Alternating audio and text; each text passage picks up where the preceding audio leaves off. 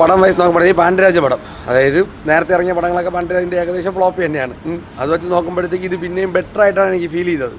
ഭയങ്കരമായ സംഭവം കാര്യങ്ങളൊന്നും ഇല്ലാതെ ഒരു ഫാമിലി ഫീൽ ഗുഡ്, അവർ ഡാർക്ക് ഹ്യൂമർ ഉണ്ടാക്കാൻ നോക്കിയതാണ്.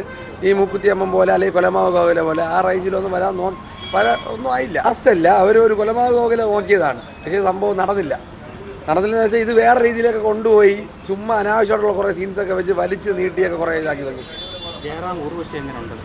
അവരുടെ കോംബോ ഒക്കെ ഓക്കെയാണ്. പടം കാണുമ്പോൾ കുറേ സീരിയസൊക്കെ നമുക്ക് കോമഡി കാര്യങ്ങളൊക്കെ വർക്കൗട്ട് ആവുന്നുണ്ട്. എന്നിരുന്നാൽ പോലും ജയറാമേട്ട ഓവർ വിനയമൊക്കെ വാരി വിതറി ഒരുമാതിരി ക്രിഞ്ച് പാസമൊക്കെയാണ് ഫീൽ ചെയ്തത്. അതുകൊണ്ട് അത് നമുക്ക് ഇറിറ്റേഷനാണ് ഫീൽ ചെയ്തത്. ഇൻ്റർവ്യൂ ജയറാമേട്ട എന്തോന്നു ഒരുമാതിരി ഒലിച്ചിറങ്ങുന്ന ലെവലിലല്ലേ ഇൻ്റർവ്യൂലൊക്കെ കാണിച്ചത്. ഒരുമാതിരി അത് വെറുപ്പീരാണ്. ആ റേഞ്ചിൻ്റെ വേറൊരു വെർഷൻ.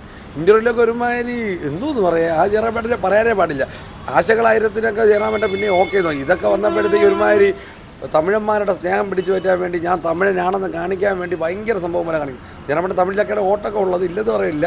എന്നിരുന്നാൽ പോലും ഈ പടത്തിൻ്റെ പ്രൊമോഷന് വേണ്ടിയാണെങ്കിൽ പോലും ഓവർ വിനയ വാരി വിതരയൊന്നും നമുക്ക് അക്സെപ്റ്റ് ചെയ്യാനൊന്നും ഭയങ്കരമായിട്ട് പറ്റിയിട്ടില്ല.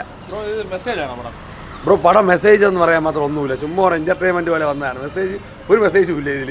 ഒരു ഡ്രഗ്സിൻ്റെ സംഭവങ്ങളൊക്കെ കൊണ്ടുവന്നിട്ട് ഒന്നുമില്ല. അത് ചുമ്മാ ഒരു പാണ്ഡ്യരാജ പടം അത്രേ ഉള്ളൂ. അല്ലാതെ സമയം പോണെങ്കിൽ മാത്രം കണ്ടാൽ മതി. ഭയങ്കരമായിട്ട് എടുത്ത് പറയാൻ മാത്രമുള്ള ഒന്നുമില്ല. ജസ്റ്റ് ഒരു ഫാമിലി പടം. ഇവരതിനെ ഞാൻ പറഞ്ഞ ഡാർക്ക് ഹ്യൂമറുള്ള കൊലമാവ് പോലെ ആക്കാൻ നോക്കി, പക്ഷെ വേറെന്തോ മാവ് പോലെ ആയിപ്പോയി. അത്രേ ഉള്ളൂ വ്യത്യാസം, വേറെ ഒന്നുമില്ല.